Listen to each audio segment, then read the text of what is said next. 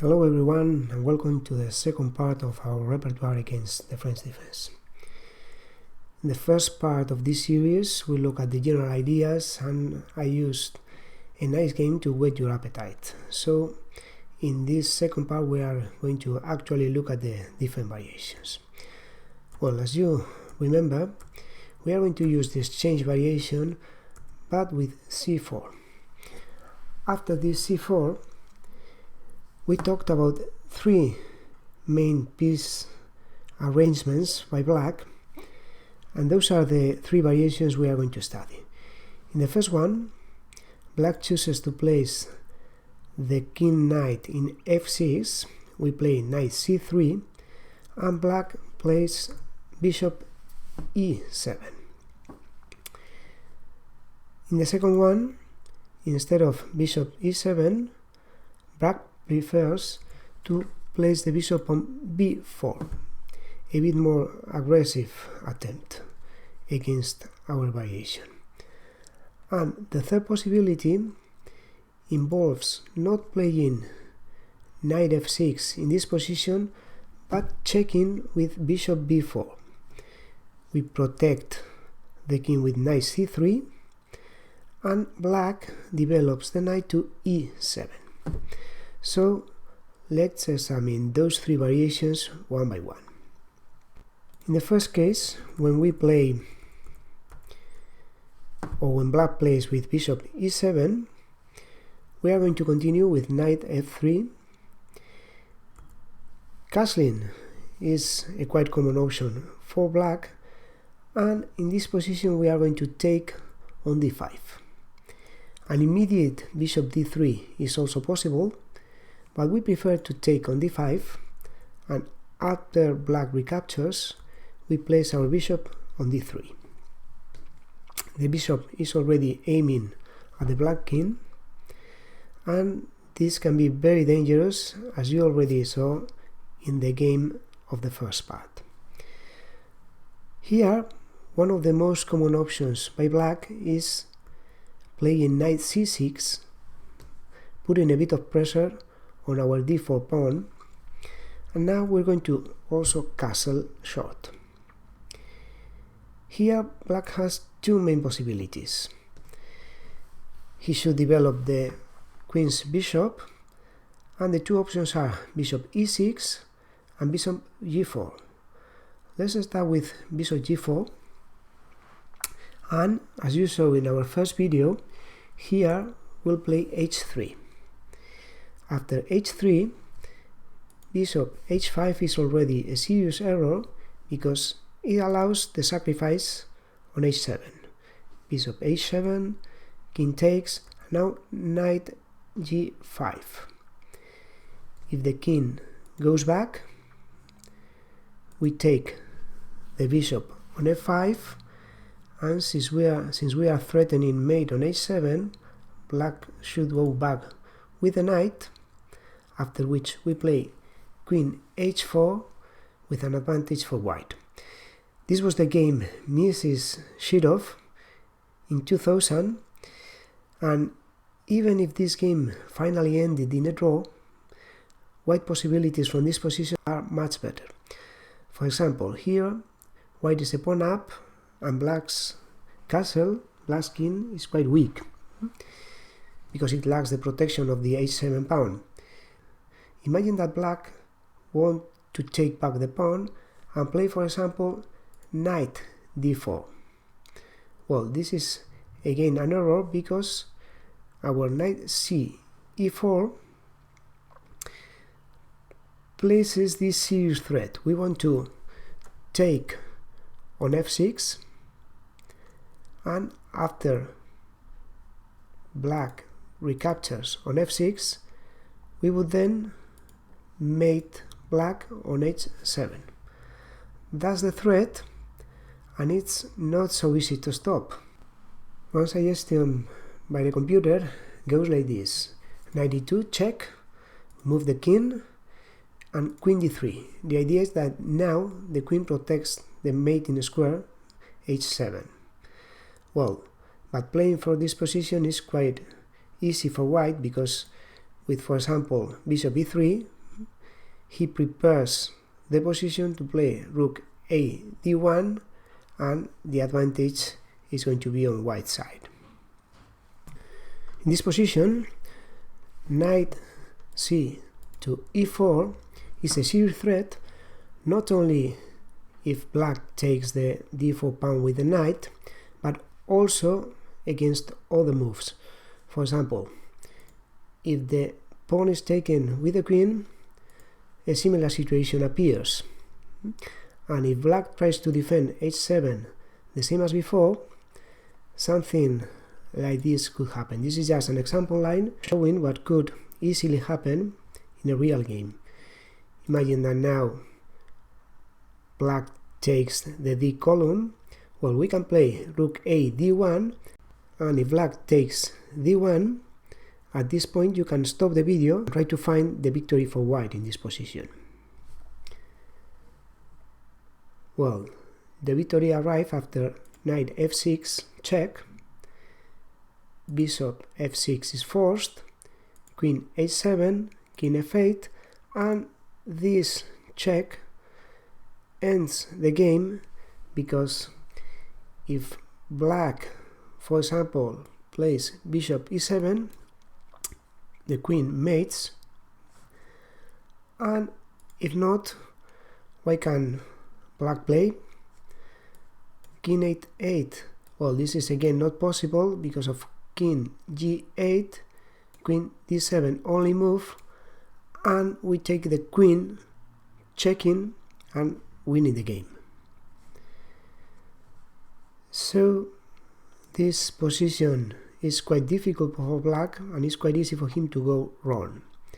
Against moves such as rook e8, our move is the same, knight c e4 with an attack. Remember that we are on h3, black plays bishop h5, and now we sacrifice the piece on h7. If instead of going back with the king, black opts for taking this knight, now we check on h5. If the king goes back, this is a big advantage for white, and if instead of going back with the king, black plays bishop h6, well, and this is one of the key points of this variation, we can get back the piece with knight takes d5, and white is again better in this position. All that means that after our h3, black shouldn't retreat to h5, but maybe take on f3. White recaptures, and here notice that knight takes d4 is not possible because white wins a piece, so black could play something like knight db4, a move that has been played in some games, but white can react with d5, gaining space, and even if the position that appears on the board is more or less equal, well, white keeps a bit of pressure at this moment against the b7 pawn with some ideas. For example, if black defends the pawn by advancing it, well, we can play rook e1, threatening the knight, and complete our development with ideas such as taking our knight to e4, ideas over this column, putting pressure on c7. Well, this is quite a playable position. This is just a game where white's opportunities are not worse than black's. So we've just seen that bishop g4 is quite risky for black, and so another possibility from this position I'm now going to show you is, instead of bishop g4, bishop e6, a solid possibility for black, and against it we can, for example, play with rook e1, developing the rook. Black could go on with rook e8. Now some other moves are possible, but h3 is always an interesting move. For black, for example, bishop f6 is a possibility. Well, again, I want to highlight that these are not the only moves, but our main idea with this repertoire is give you some examples as to how to play this variation. I mean, we cannot cover, in this short repertoire, we cannot cover all the possibilities. It's just some ideas for you to know how to play this type of position. And in this position, again, white has a couple of interesting possibilities.